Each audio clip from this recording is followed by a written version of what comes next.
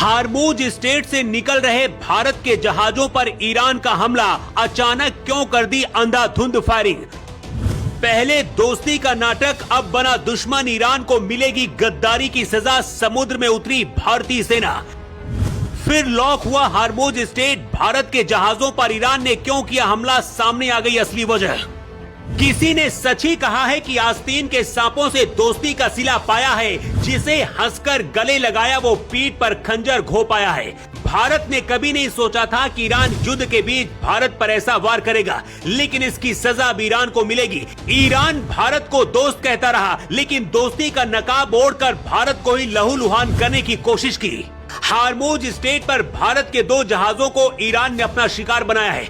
जहाजों पर भारत के झंडे भी लगे थे, इसलिए ईरान ये नहीं कह सकता है कि गलती से गलती हुई। भारत के दोनों जहाजों पर ईरान की सेना ने जैसे अटैक किया, भारत की समुद्री सेना हार्मूज की तरफ निकल पड़ी। मोदी सरकार ने भी बता दिया है कि आगे क्या करना है। ईरान ने भारत के जहाजों पर हमला क्यों किया और इसकी वजह क्या है, सबसे पहले आपको बताते हैं।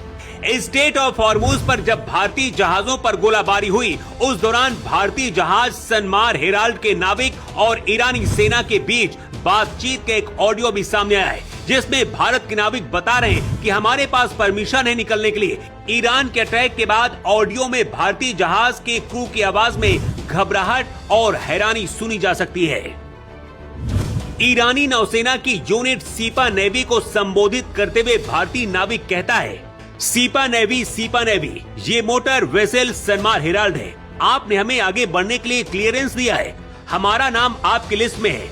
आपने हमें जाने की अनुमति दी और अब आप फायरिंग कर रहे हैं, कृपया हमें वापस जाने दीजिए। भारतीय समुद्री सेना की सूझबूझ की वजह से कोई बड़ा हादसा नहीं हुआ। बताया जा रहा कि एक नाविक गंभीर रूप से घायल हुआ है और जहाज को नुकसान तो हुआ है, लेकिन सुरक्षित है। ईरान की इस हरकत को भारत के विदेश मंत्रालय ने उकसावे वाला बताया है। दिल्ली में ईरान के राजदूत को आपात बैठक के लिए तलब किया गया। विदेश सचिव ने ईरानी राजदूत के साथ हुई उच्च स्तरीय बैठक में अपना कड़ा विरोध दर्ज कराया है। भारत ने साफ शब्दों में ईरान को चेतावनी देते हुए कहा कि व्यापारिक जहाजों और नाविकों की सुरक्षा के साथ कोई समझौता नहीं किया जाएगा।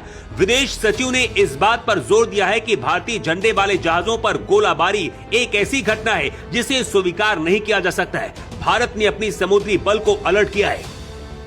भारत में ईरान के सर्वोच्च नेता के प्रतिनिधि अब्दुल माजिद हकीम इलाही ने बयान दिया है कि ईरान और भारत के संबंध बहुत मजबूत हैं। ईरान की सेना ने जो किया उसके लिए दुख जाहिर किया, लेकिन ईरान ने ऐसा क्यों किया? इसकी 3 बड़ी वजह है। ईरान इस वक्त युद्ध लड़ रहा है, लेकिन वहाँ की सेना और ईरान की राजनीतिक मतभेद बहुत अलग है।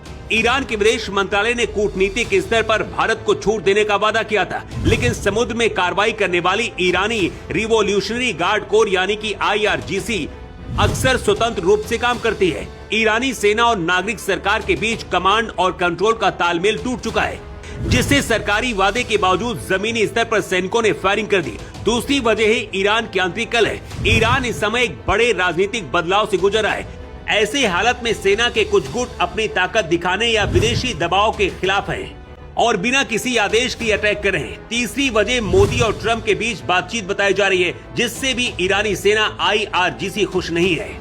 अमेरिका के साथ पाकिस्तान में बातचीत फेल होने के बाद ईरान की IRGC पूरी तरीके से हार्मूज को बंद करने का ऐलान किया है। दुनिया में दबाव बनाने के लिए ईरान ने अपनी नीति बदली है। अब वो किसी भी जहाज को, चाहे वो किसी भी देश का हो, गुजरने नहीं देना चाहते, ताकि दुनिया पर दबाव बनाया जा सके और अमेरिका पीछे हटे। लेकिन भारत को भरोसा देकर हमला करना ये ईरान की बहुत बड़ी गलती है और इसका खामियाजा ईरान को भुगतना पड़ेगा। खबर है कि भारत की समुद्री सेना अलर्ट है और आदेश का इंतजार कर रही है। कहीं ऐसा ना हो कि ईरान अमेरिका नहीं बल्कि भारत के हाथों ही अब ईरान की कुटाई हो जाए। भारतीय जहाजों पर अटैक करके ईरान ने जो किया है भारत के साथ, क्या भारत को बदला लेना चाहिए और क्या करना चाहिए? अपनी राय कमेंट बॉक्स पर आप भी जरूर बताएं।